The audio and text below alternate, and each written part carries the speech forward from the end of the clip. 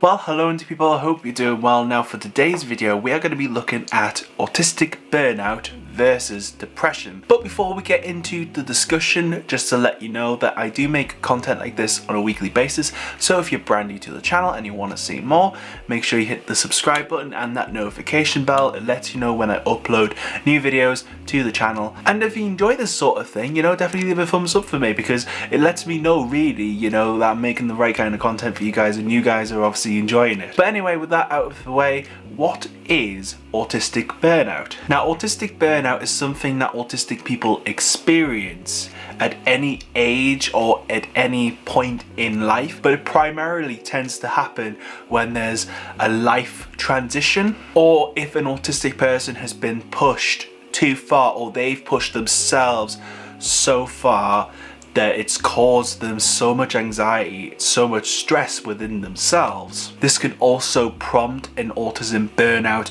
episode for the autistic person in question. But some of the symptoms or some of the signs of autism burnout include the following: a loss of skills, so this includes language skills, self-care skills, or the ability to look after oneself, social skills as well, so the skills that we have as people, to interact with other people. Autism burnouts can lead to an increased sensitivity to sensory stimuli, so things such as lights, sounds, clothing. There's a whole array of things which come under sensory stimuli, and if someone is going through burnout, this may be a difficult time for them because they are obviously dealing with the sensory side of things, and because of that issue they may need to regulate themselves more by stimming more, and I'll leave a video down below all about stimming in case you don't know what that is and you'll want to know a little bit more. Other signs of autism burnout include exhaustion, both physically and emotionally, difficulty making decisions, switching between tasks, and also in general other executive functioning type tasks. Burnout can also create issues regarding speech for autistic people, so forgetting words and being unable to communicate through speech, general memory issues, and also feeling more autistic than before. But when it comes to the severity and the duration of an autism burnout episode, it massively varies between autistic people. Some may, have a period of burnout for a short amount of time, but others could have a sustained amount of time where they are in burnout. And also autistic people, throughout the course of their life may have varying points where the burnout is more severe. Now, when it comes to depression is a mental health problem, and it's something I believe we've all experienced at one point or another, and definitely all of us have those moments where we feel down and we just don't feel right in ourselves. But when someone is experiencing depression, it's persistent feeling down, feeling sad for weeks and months rather than days, where you're feeling down, then you just come out of it a few days later. This is a prolonged experience. And depression can be caused by a multitude of different things, but just a brief summary: losing a job, bereavement, and even giving birth. There are people, women out there who have given birth and have felt depressed, and have been diagnosed with depression after giving birth. But there are a lot more signs that you guys probably are aware of, so I'm going to link some resources and references down below for you guys to check out and look up for yourself. But some of the signs of depression include feeling hopeless, feeling, just helpless, having no motivation or interest in things, feeling anxious or worried. But there's also physical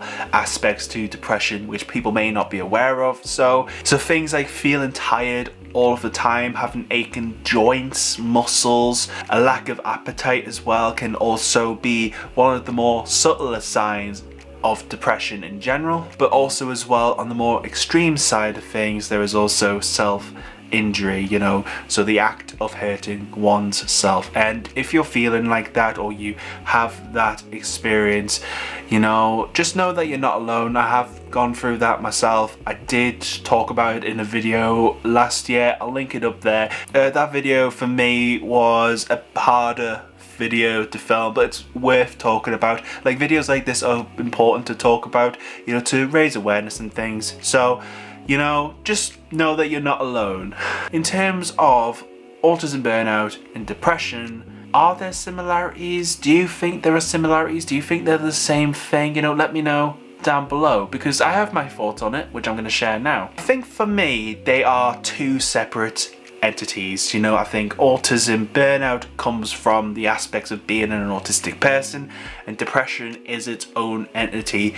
But to make it clear, autistic people can also be depressed and have depression. So even though autism, burnout and depression for me personally are two separate entities, there is definitely crossover. I mean, when I've been in burnout before, I always thought it was depression, but now that I've understood and I know what burnout is and what the signs for burnout are for me, it's clear that it's burnout. But definitely after looking into this for myself, I definitely feel that the worthlessness, or, you know, feeling worthless, and that feeling of exhaustion are common in both autism, burnout and depression. But like I say, when I'm in burnout, I do feel helpless. I do feel worthless, because it's just, it feels like a constant weight. It feels like I just don't have the oomph that I normally have to, you know, just get up, do the things that I need to do for the day.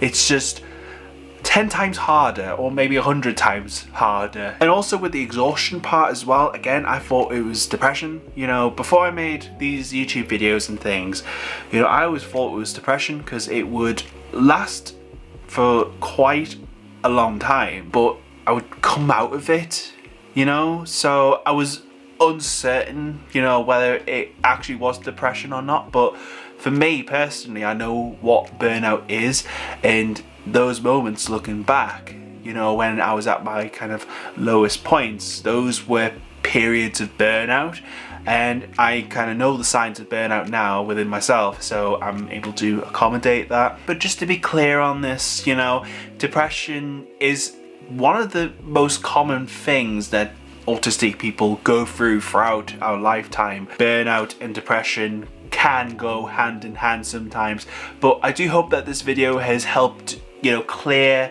you know, what is autism, burnout, what is depression, you know, in the comparison between the two. I hope it has helped. But if you did enjoy this video, make sure you leave a big thumbs up for me down below. But for now, stay you, stay indie, and I'll see you next time.